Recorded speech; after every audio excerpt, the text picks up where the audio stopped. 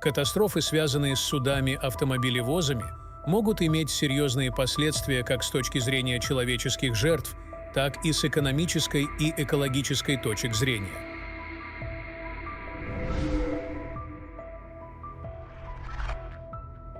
Главная угроза любой морской катастрофы – потеря человеческих жизней.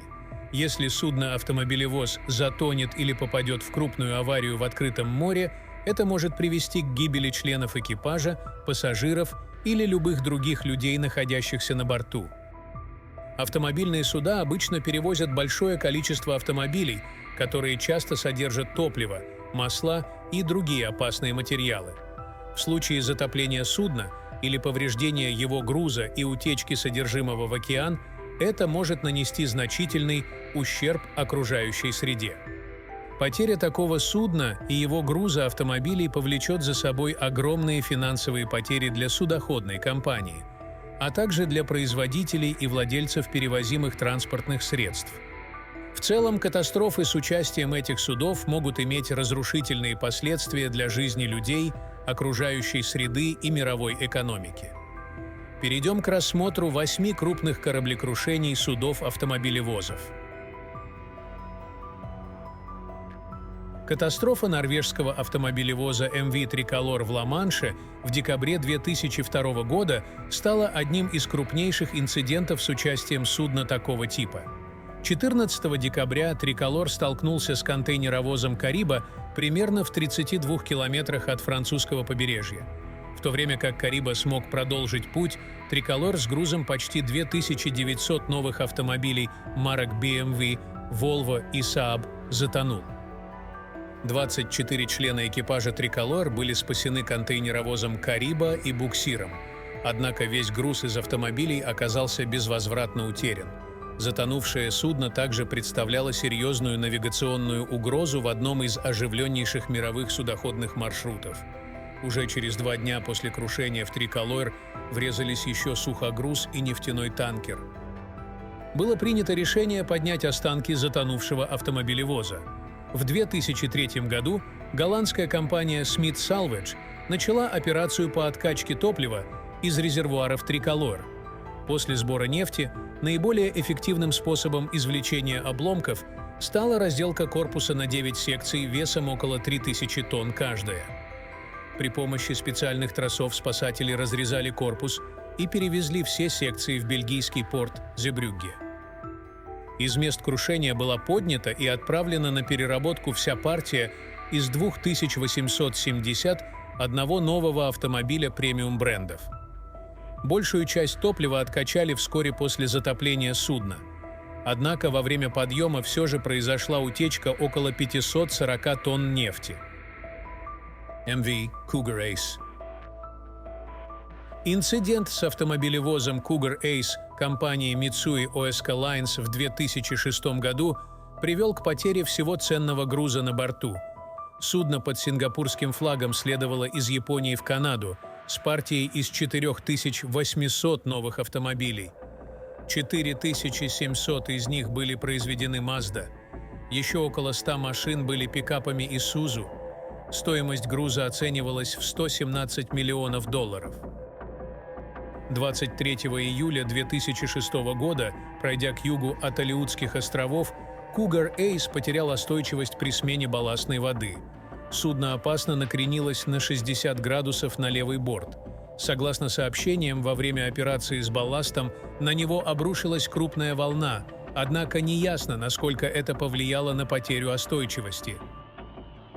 Cougar Ace удалось отбуксировать в порт Дач-Харбор на Аляске и спасти экипаж. После ремонтных работ само судно было возвращено владельцу. Однако весь автомобильный груз на сумму $117 миллионов оказался безвозвратно утрачен. Компания Mazda приняла решение отправить все 4800 новых машин, пострадавших от крена и попадания морской воды, на металлолом. Еще одной крупной катастрофой с участием автомобилевоза стало столкновение и последующее затопление судна MV Baltic Ace в Северном море в декабре 2012 года.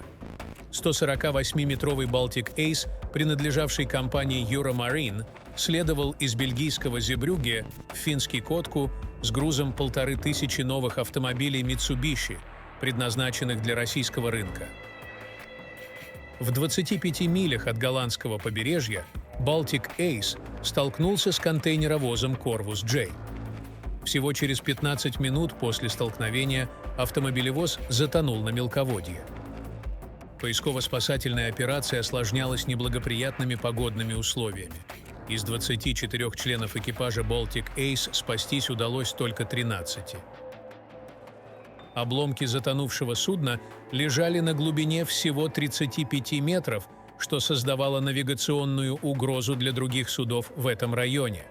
Поэтому в 2014 году голландская компания Royal Boskalis взяла на себя операцию по подъему останков Baltic Ace.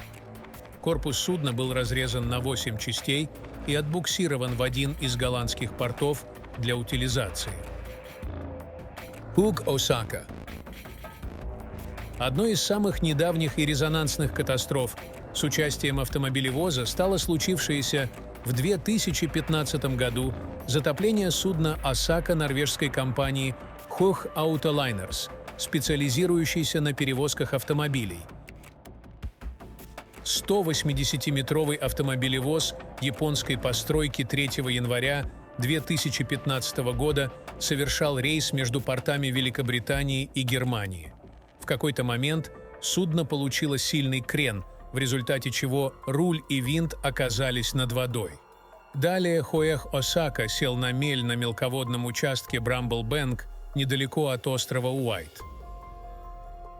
На борту находился груз из примерно 1400 единиц автомобильной техники, включая автобусы, строительное оборудование, премиальные автомобили Range Rover, Rolls-Royce и другие. Судно удалось снять с мели и отбуксировать обратно в Саутгемптон, где крен был уменьшен до 5 градусов, что позволило выгрузить весь транспортный груз. Modern Express. Инцидент с судном Modern Express в Бискайском заливе в начале 2016 года также привел к серьезным последствиям, несмотря на то, что это был не классический автомобилевоз. 3 февраля 2016 года Modern Express, следовавший из Галиции во Францию, сильно накренился в Бискайском заливе в 150 милях от испанского побережья. На борту находились 3600 тонн строительной техники и древесины.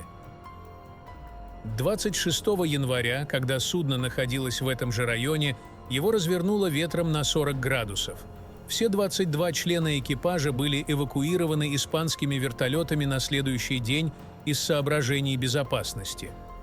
Однако сам корабль, оставшийся без управления, представлял угрозу столкновения с берегом под действием сильного течения и ветра, что могло вызвать экологическую катастрофу.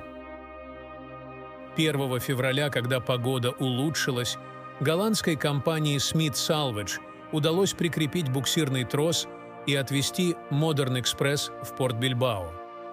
Там в течение 3 недель судно постепенно выравнивали с помощью балластных цистерн.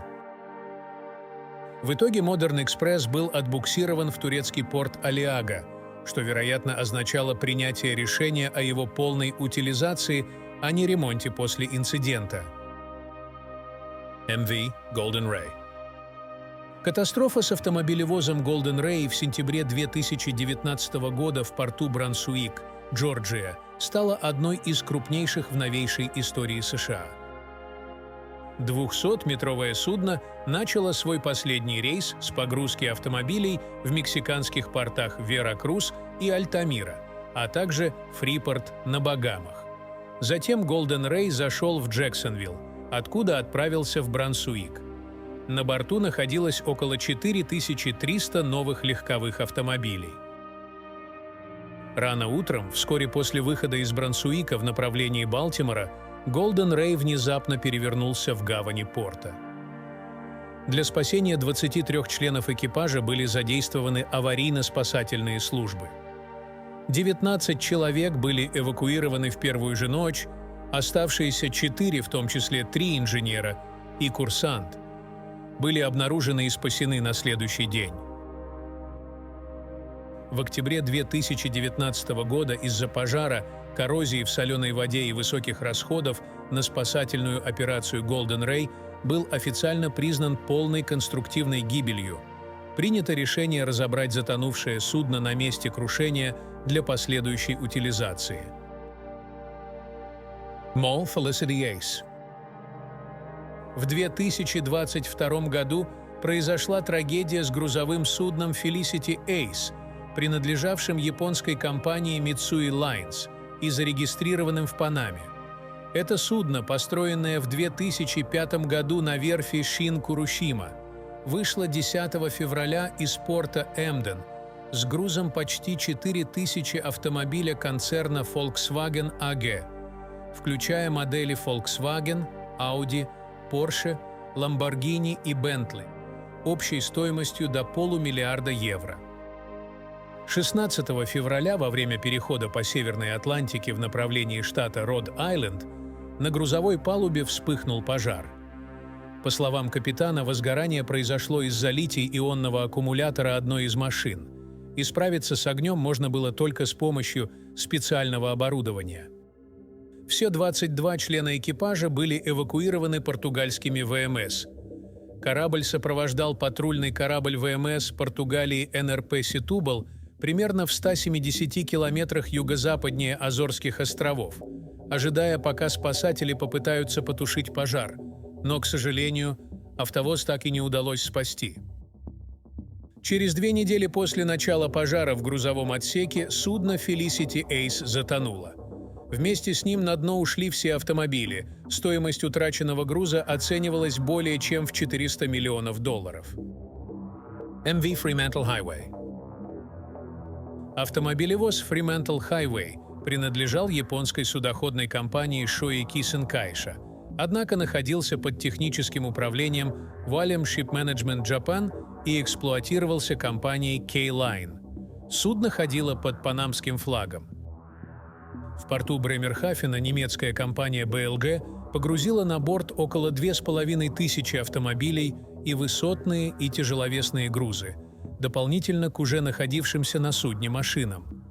28 июля 2023 года появились сообщения, что на борту находилось почти 500 электромобилей, гораздо больше, чем предполагалось изначально, хотя все они были восстановлены без серьезных повреждений и не способствовали возгоранию. По данным голландских СМИ, всего на судне перевозилось 3800 новых автомобилей. В ночь на 25 июля в Северном море у берегов нидерландского острова Амиланд на погрузочной площадке судна вспыхнул пожар. Один из 23 членов экипажа погиб, остальные были спасены. Спасательная операция по предотвращению затопления и разлива нефти продолжалась до 3 августа, когда судно было поднято и отбуксировано в порт Эмсхафен. В Эмсхафене груз судна был выгружен.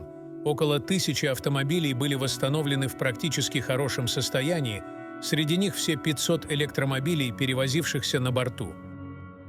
Представитель Международной морской организации ИМО заявил, что в свете растущего числа пожаров на грузовых судах в 2024 году будут объявлены новые стандарты безопасности для перевозчиков электромобилей. Руководящие принципы могут включать спецификации о допустимом уровне заряда аккумуляторов. ИМО также сообщила, что могут стать обязательными специальные химические составы для тушения пожаров, пожарное оборудование вроде струйных огнетушителей, а также увеличенные зазоры между электромобилями на судах.